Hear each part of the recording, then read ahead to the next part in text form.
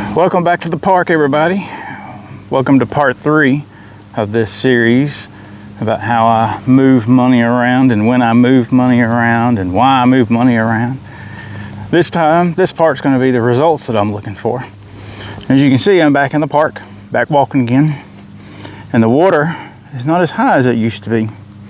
You know, the pond has gotten smaller and things are getting better. Just like I want whenever I move my money around. I want things to get better. So anyways, before I get started, if you like these videos, if you like what I talk about, you want to learn more, hit that subscribe button, hit that notification bell. You get notified every time a new video goes public. So let's get into it. What kind of results am I looking for when I move my money around? When I rearrange my investments? When I change my paycheck DCA? So the first thing that I'm looking at doing is growing my passive income, my monthly passive income. And so I want to get a raise. I want every month to be higher than the month before it. Why don't you? Wouldn't you like to get a raise? So anyways, so I want my passive income to go up. I don't want it to either stay the same or go up. I prefer it to go up. And so I'll move money around from one project that may not be paying, or that maybe there was paying at one time and is no longer paying right now, or has a pause and paying out or whatever. And so if I can, I'll move money around into something else that is paying. Maybe grow another investment. So it's a pretty day out today. Pretty day out today. So it ain't raining right now. As a matter of fact, it's hot. So it's really hot in here. I didn't walk this track a few times to get ready. How about some steps? Let's look at some steps here. So we're going to go over the steps. And so one of the results that I'm looking for is to increase my passive income. Another result that I'm looking for is to grow my portfolio value. I'll look at the field here just a second. I'm not sure I really want to sit on this bench. I'll have a seat anyway. So I want to grow my portfolio value. So I want it to grow like this big field here. I want it to get taller and taller and taller. I don't want to get no haircut sometimes. You know, sometimes in investments you have to get a haircut.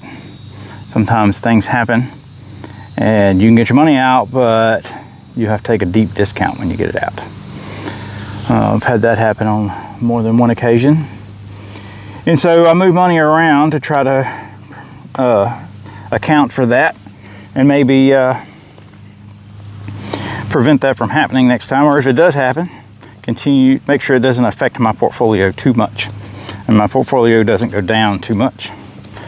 So sometimes the prices go down on the investments that I make. You know, that's to be expected. Sometimes prices go up, they go down. And so I move money around when prices are up to take profits and invest in things when prices are down. So then they'll go up and I can take profits on that and move it around again. So anyways, to recap, the first couple of things that we've talked about: increase my passive income, increase my portfolio value. Another result that I'm looking at doing is, I'm getting distracted by all kinds of stuff in these trees. There's a little cobweb there. There's a wasp right there. You see that wasp? This will actually play in really good. Let's see if I can find, where'd he go? Where did he go? Oh, he's moving around. He's exploring. There's a wasp right there. You see that wasp?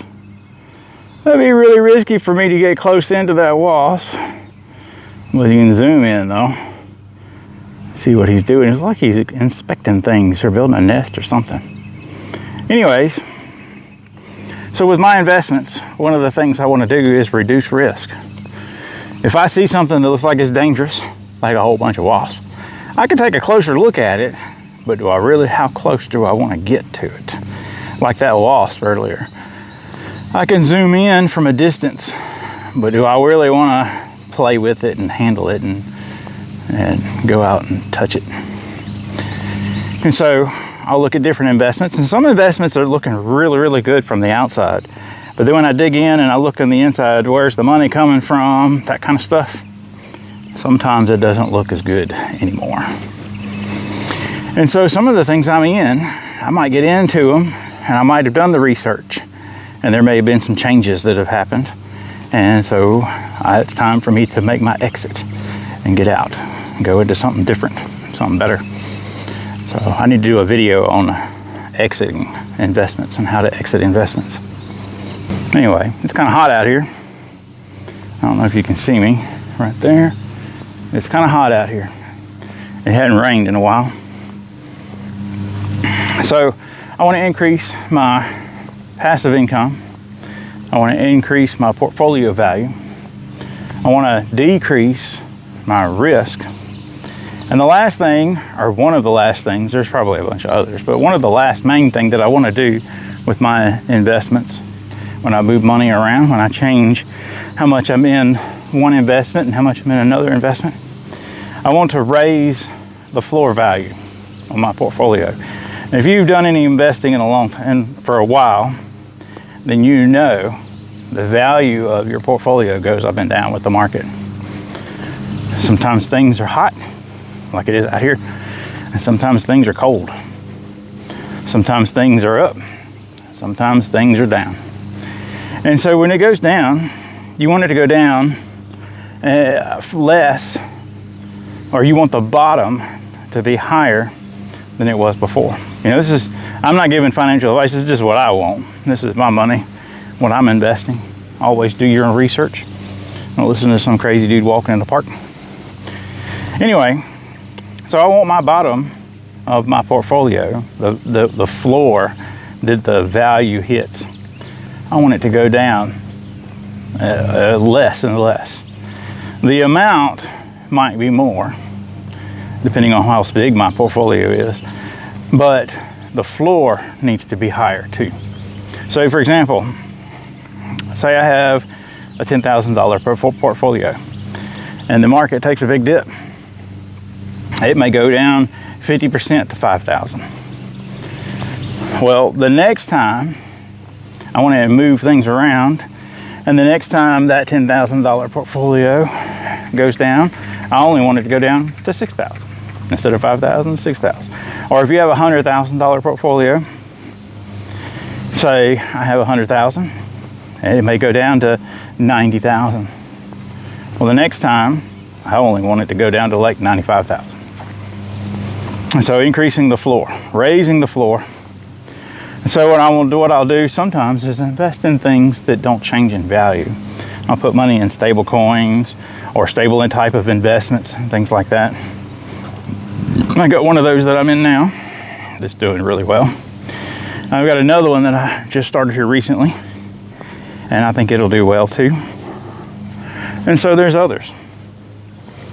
And so raising the floor. So those are the results that I'm looking for. Let's take another look at this park. Here we go. Nice little park. Quiet, small, little walking track. And things are getting better here. The water is going down. The pond is disappearing.